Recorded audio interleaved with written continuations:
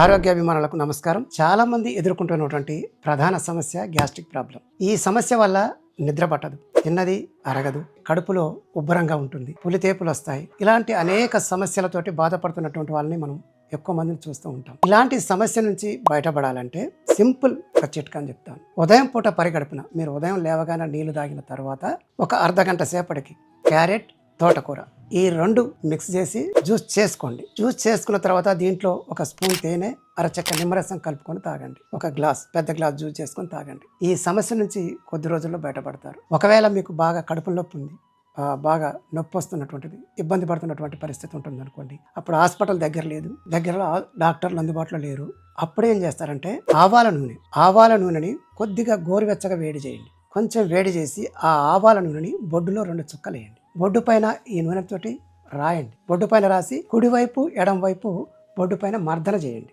వెంటనే మీకు ఉపశమనం లభిస్తుంది.